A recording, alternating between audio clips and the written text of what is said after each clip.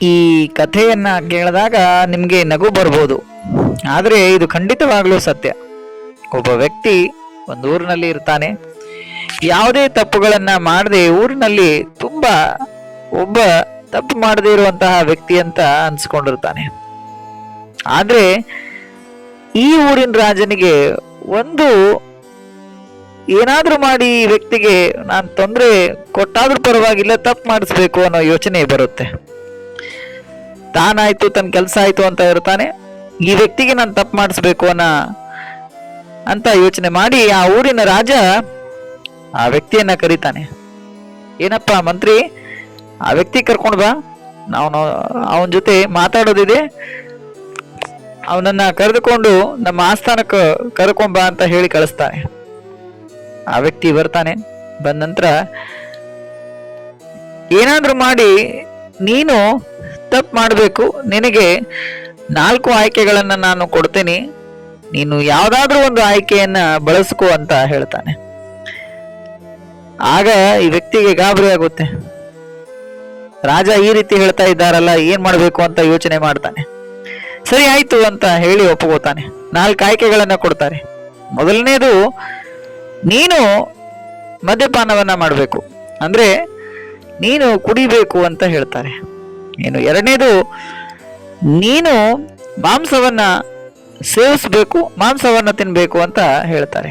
ಇನ್ನು ಮೂರನೇದು, ನಿನ್ನ ಹೆಂಡತಿಗೆ ನೀನು ತೊಂದರೆ ಕೊಡಬೇಕು, ಮನೆಗೆ ಹೋದ್ಮೇಲೆ ಚಿತ್ರಹಿಂಸೆ ಕೊಟ್ಟು ಹೊಡಿಬೇಕು ಅಂತ ಹೇಳ್ತಾರೆ.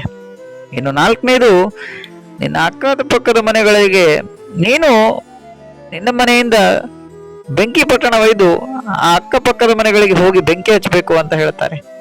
ನೋಡಿ ಯಾವ ರೀತಿ ಇದೆ. ಈ 4 ತೊಂದರೆಗಳೇ ಇವೆ ಹೊರತು ಯಾವುದು ಉತ್ತಮವಾದಂತಹ ಆಯ್ಕೆಗಳು ಅಲ್ಲಿ ಇರಲಿಲ್ಲ. ಈ ವ್ಯಕ್ತಿಗೆ ಯೋಚನೆ ಆಗ್ಬಿಡ್ತು, ನಾನು ಏನ್ ಮಾಡ್ಬೇಕು ಅಂತ ಯೋಚನೆ ಆಗಿದೆ.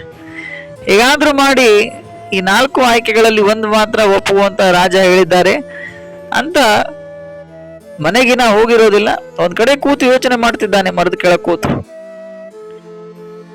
ಆಗ ಯೋಚನೆ ಮಾಡ್ಬೇಕಾದ್ರೆ ಅನ್ಕೊಳ್ತಾನೆ, ಅಕ್ಕಪಕ್ಕದ ಮನೆಗೆ ಬೆಂಕಿ ಹಚ್ಚಿದ್ರೆ ಅವ್ರೇನ್ ಮಾಡಿದ್ದಾರೆ, ನೆರೆಹೊರೆಯವರು ನಮ್ಮ ನೆಂಟರ ತರ ಇರ್ತಾರೆ, ಅವರಿಗೆ ನಾ ಯಾಕೆ ತೊಂದರೆ ಕೊಡಬೇಕು ಅಂತ ಈ ಆಯ್ಕೆ ಬೇಡ ಅಂತ ಹೇಳ್ತಾನೆ. ಇನ್ನು ಮೊದಲನೇ ಆಯ್ಕೆ ಹೋಯ್ತು. ಎರಡನೇ ಆಯ್ಕೆ ಯೋಚನೆ ಮಾಡ್ತಾನೆ. ಪ್ರಾಣಿಗಳಿಗೆ ಹಿಂಸೆ ಕೊಟ್ಟು ಮಾಂಸವನ್ನ ಯಾಕೆ ಸೇವಿಸ್ಬೇಕು, ಪ್ರಾಣಿಗಳು ಅವೇನ್ ಮಾಡಿದಾವೆ ನನಗೆ ಅಂತ ಆ ಮಾಂಸ ತಿನ್ನೋ ಆಯ್ಕೆಯನ್ನು ಕೂಡ ತ್ಯಜಿಸ್ತಾನೆ.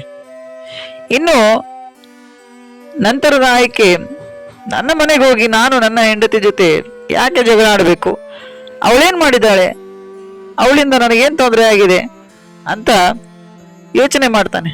ನಾನು ತೊಂದರೆ ಕೊಡೋದಿಲ್ಲ, ನಾನು ಈ ಆಯ್ಕೆಯನ್ನು ಕೂಡ ಬಿಡ್ತೀನಿ ಅಂತ ಹೇಳ್ತಾನೆ. ಇನ್ನು ಕೊನೆಯ ಆಯ್ಕೆ, ಮದ್ಯಪಾನವನ್ನು ಸೇವಿಸಬೇಕು.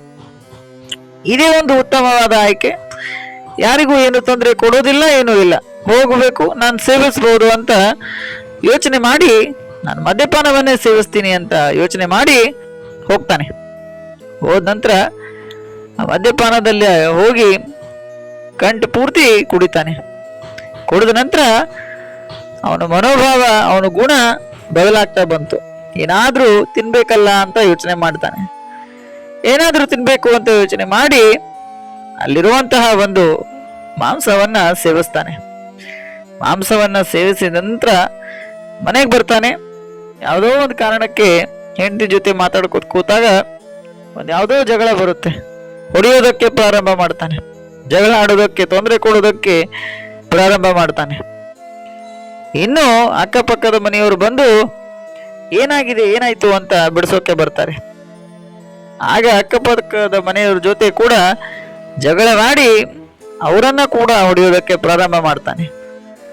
ಇನ್ನು ಊರಿನವರೇ ಬಂದು ಅವನನ್ನ ಯಾಕೆ ಈ ರೀತಿ ಮಾಡ್ತಾ ಇದೀಯಾ ಅಂತ ಕೇಳಿದಾಗ ಆ ಕುಡಿದ ಮತ್ನಲ್ಲಿ ತನ್ನ ಮನೆ ಬೆಂಕಿ ಪಟ್ಟಣ ತಗೊಂಡು ಎಲ್ಲರ ಮನೆಗೆ ಬೆಂಕಿ ಹಚ್ಚಿಬಿಡ್ತಾನೆ. ಕೊನೆಗೆ ರಾಜನ ಹತ್ರ ಬಂದು ಹೇಳ್ತಾನೆ, ಮಾರನೇ ದಿನ ನೀವು ಹೇಳಿದಂತೆ ನಾನ್ ಮಾಡೋಕ್ಕಾಗ್ಲಿಲ್ಲ, ಎಲ್ಲ ಆಯ್ಕೆಗಳನ್ನ ಕೂಡ ಬಳಸೋ ಹಾಗೆ ಆಯ್ತು ಅಂದಾಗ ಆಗ ಸ್ನೇಹಿತರೆ, ರಾಜ ಕೊಟ್ಟ ಉತ್ತರ ಇಲ್ಲಿ ಖಂಡಿತವಾಗ್ಲೂ ನಮ್ಮ ಜೀವನಕ್ಕೆ ಅನ್ವಯಿಸುತ್ತೆ.